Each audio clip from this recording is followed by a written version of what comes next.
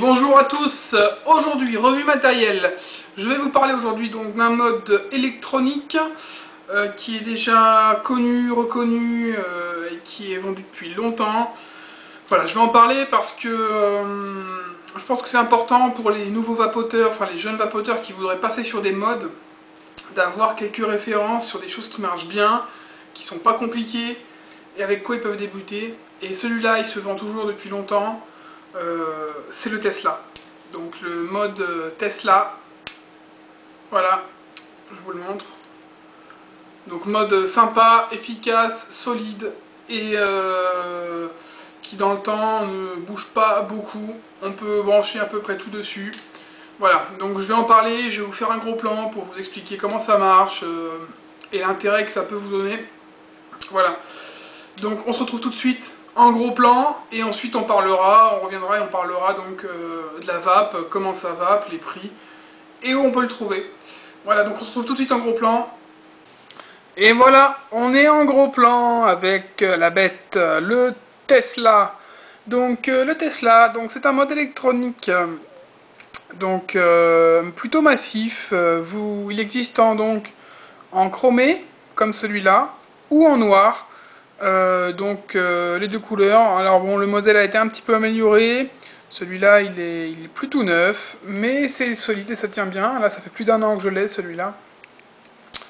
Là, derrière, vous avez donc le logo. Hop, le Tesla. Voilà. Ici, vous pouvez voir que vous avez donc de l'IGO et du 510. Donc, on peut tout mettre dessus. L'écran.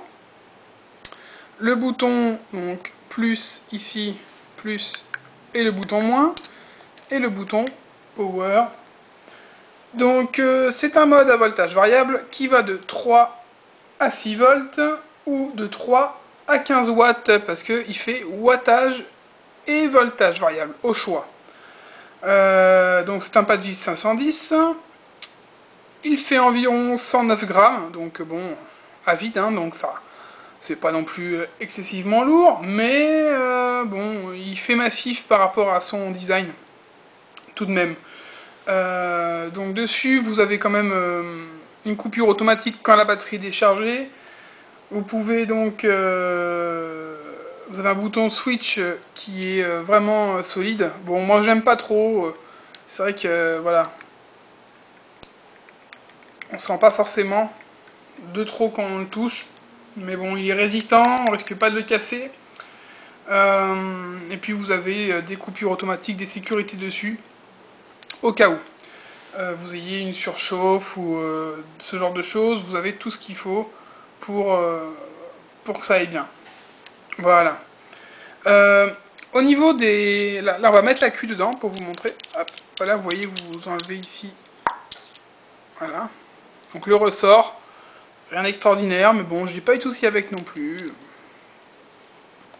À l'intérieur,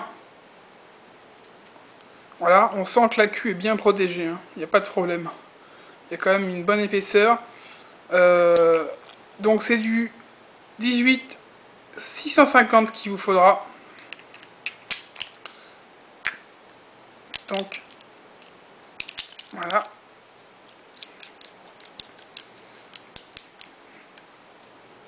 La queue est dans le mode. Là, ça pèse un petit peu. Ça fait un peu sabre laser hein, au niveau du design quand même. Après, on aime ou on n'aime pas. Mais voilà, pour un premier mode, c'est vraiment, je trouve, pratique et sympa. Donc, je vais vous montrer les possibilités déjà. Voilà, au niveau du pas de vis. On peut donc mettre dessus, vous voyez, un aspire BDC simple en Vivinova. Hop, vous voyez, ça passe, pas de problème. On va essayer avec un atomiseur, un magou. Hop, on tente le magou. Et ben ça passe. Bon après c'est pas forcément là très esthétique, mais ça passe. C'est pas un souci. Un cartomiseur. Donc il y a le cartomiseur avec le tank. Cartomiseur Bosch. Ça passe également. Et pour finir, ce qui va intéresser le plus... Ah, j'ai oublié d'enlever mon petit adaptateur. Voilà, donc celui-là, vous n'avez pas besoin d'adaptateur. Vous avez ce qu'il faut pour mettre de l'IGO. Donc vos iVods, vos aspires, même vos Stardust, si vous avez des Stardust. Bon, c'est un peu dommage d'utiliser les Stardust avec ça, mais voilà, si jamais. Voilà. Et puis une dernière chose au niveau du mode, au niveau de extérieur, on va dire, et intérieur. On a ici, donc, vous voyez, des aérations. Donc, là, vous avez des aérations sur le bouton. Hop, et ici, des grosses aérations au niveau de la batterie. Donc, c'est esthétique d'une part, mais c'est parce qu'il a été conçu pour prévenir les chocs thermiques des accus. Donc, s'il y avait un souci, les aérations arrêtent la pression du gaz qui pourrait s'échapper si jamais votre accu était défectueux. Voilà. Donc, c'est toujours sympa. Ça fait une petite sécurité en plus. Bref. Donc, l'intérêt, c'est que vous pouvez mettre à peu près tout votre matériel dessus pour démarrer. Et puis, une fois que c'est le cas, voilà, pour l'allumer, 5 pressions. Donc voilà, là il est allumé. Hop. Alors je sais pas si on voit bien. Le mode est en 3 volts. Donc il est très simple. Vous appuyez 5 fois pour l'allumer. Une fois que c'est fait, si vous voulez changer des choses, vous appuyez sur le bouton plus ici pendant environ 8 secondes. Voilà, si vous laissez appuyer, vous avez la résistance. Donc là, 1,8 ohm, vous voyez. Si j'appuie un petit peu, hop, il m'affiche la résistance. Alors je sais pas si on voit bien, mais bon, je vous explique en gros. Et là, si vous laissez appuyer pendant 8 secondes, voilà, Power Voltage, LCD Display et LCD On-Off. Donc ça vous donne des possibilités. Voilà, si vous mettez sur Power Voltage, vous allez avoir le choix wattage ou voltage. Là, il était en voltage, j'ai laissé, hop, il s'est éteint et maintenant il doit être en wattage. Non, c'est le contraire. Donc là, il est en voltage. Et vous pouvez le changer, le mettre en wattage sans souci. Donc c'est vraiment très simple. Ensuite, pour monter si vous voulez voir votre résistance, vous appuyez sur plus, quelques secondes, vous avez la résistance. On est à 1,9. Si vous voulez monter votre wattage ou le baisser, tout simplement. Et pour accéder au menu, il n'y a pas beaucoup de possibilités sur le menu, mais elles sont vraiment suffisantes. Voilà, vous appuyez, et puis vous appuyez 8 secondes, et puis vous y êtes, vous accédez directement au menu. Voilà. Et là, ça vous donne donc des possibilités. LCD Display également. Voilà. Donc, c'est à peu près tout. Donc, c'est un mode assez simple. Vous pouvez tout brancher dessus. Après, le design, vous l'aimez ou vous l'aimez pas. Et sinon, vous avez donc des possibilités. Voilà quoi, il est solide. Moi, je l'ai fait tomber une paire de fois. Et ça bouge pas quoi. Ça bouge vraiment pas. J'ai juste l'écran qui est un peu abîmé. Mais il marche toujours sans souci. Et sinon, au niveau de la vape, ça marche plutôt bien. Et surtout, ça vous permet, si vous voulez faire du reconstructible, démarrer le reconstructible, vous avez la possibilité de calculer vos résistances. Ensuite, de pouvoir tester directement votre matériel. Vous pouvez tout utiliser dessus. Donc, pas besoin d'avoir 50 trucs différents. Et puis, voilà quoi, ça vous donne pas mal de possibilités. Vous pouvez monter votre voltage donc de 3 à 6 volts par incrément de 0,1 ou le wattage variable de 3 à 15 watts par incrément de 0,5 watts. Donc c'est vraiment au top pour démarrer avec un mode. Enfin moi c'est ce que je conseillerais avec les Vamo, avec tout ça. Sauf que les Vamo j'en ai vu beaucoup en panne. Tomber en panne, les Tesla, j'en ai pas vu énormément tomber en panne. En général, c'est des modes qui tiennent bien et qui sont pas forcément très chers. Après, il y en a des mieux. Moi, je vous présente celui-là. il est simple, il marche bien, voilà, faut pas hésiter, c'est des modes entrée de gamme. Après, si vous aimez pas le design, il y en a plein d'autres, mais ça marche bien.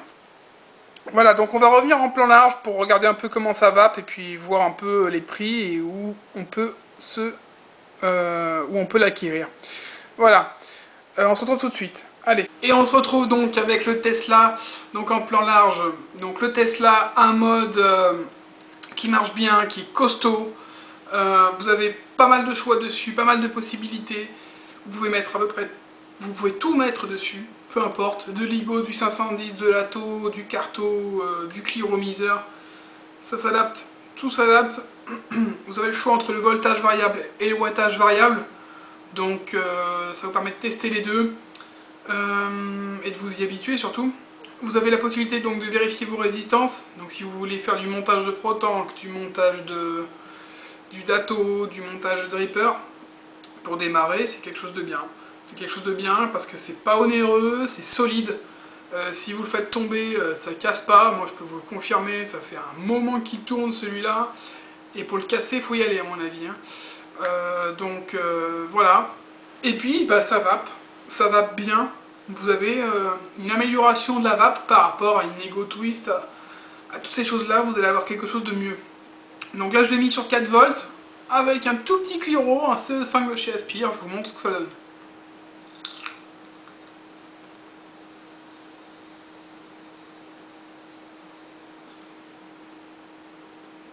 Voilà, vous voyez?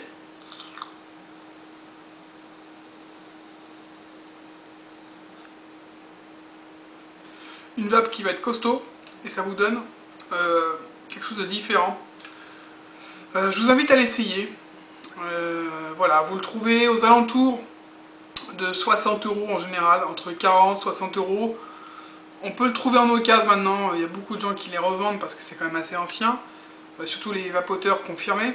Donc si vous êtes un nouveau vapoteur et que vous voulez démarrer sur le mode mais que vous n'êtes pas sûr, vous avez des doutes, allez là-dessus. On m'a posé la question, partez là-dessus, n'allez pas sur un méca, n'allez pas commencer par ça. Et après, une fois que vous commencez à maîtriser ça, avec des reconstructibles, là après vous pouvez tout faire. Vous pouvez tout faire, vous pouvez partir sur à peu près tout. Voilà.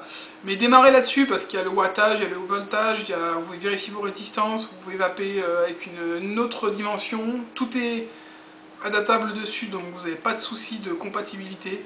C'est solide, ça casse pas et c'est pas très cher. Voilà, donc pour le Tesla, je vous donne tous les liens si vous souhaitez l'acquérir. Et puis voilà, je vous souhaite une bonne journée, ou une bonne soirée, et une bonne vape. On se retrouve très bientôt pour de nouvelles revues. A bientôt.